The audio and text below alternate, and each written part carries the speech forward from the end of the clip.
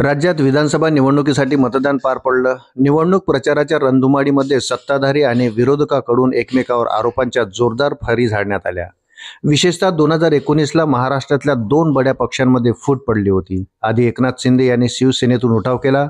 त्यानंतर महाविकास आघाडीचं सरकार कोसळलं आणि उद्धव ठाकरे यांना मुख्यमंत्रीपदाचा राजीनामा द्यावा लागला. एकनाथ शिंदे हे भाजपच्या पाठिंब्यावर मुख्यमंत्री बनले.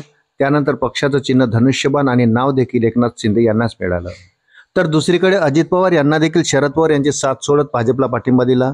अजित पवार यांना देखील राष्ट्रवादीचं पक्ष चिन्ह असलेलं घड्याळ आणि पक्षाचं नाव मिळालं. मात्र त्यानंतर चारही गटाकडून आम्हीच खरा पक्ष असल्याचा दावा करण्यात येत होता. यावरून एकमेकावर जोरदार टीका देखील करण्यात आली होती. वृत्त सविस्तर जाणून घेण्याकरता चॅनलला सबस्क्राईब जरूर करा. पक्षामध्ये पडलेल्या फुटीनंतर ही पहिलीच विधानसभेची निवडणूक आहे. त्यामुळे संपूर्ण राज्याचं लक्ष या निवडणुकीकडे लागलं आहे. विधानसभेचं मतदान होताच आता एक्झिट पोल समोर आले आहेत. एक्झिट पोलनुसार राष्ट्रवादी अजित पवार गटाला मोठा धक्का बसताना दिसत आहे. त्या तुलनेत राष्ट्रवादी शरद पवार गटाच्या जास्त जागा निवडून येताना दिसत आहे. तर दुसरीकडे शिवसेना शिंदे गटाला धक्का बसला आहे. ठाकरे गटाच्या अधिक जागा निवडून येताना दिसत आहे.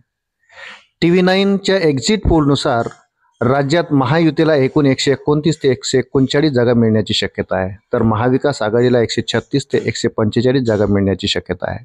त्यात शिवसेना शिंदे गटाला राज्यात 25 पेक्षा अधिक जागा मिळण्याची शक्यता आहे. तर शिवसेना ठाकरे गटाला 44 पेक्षा अधिक जागा मिळण्याची शक्यता आहे. तर दुसरीकडे राष्ट्रवादी अजित पवार गटाला 23 पेक्षा अधिक जागा मिळण्याची शक्यता आहे.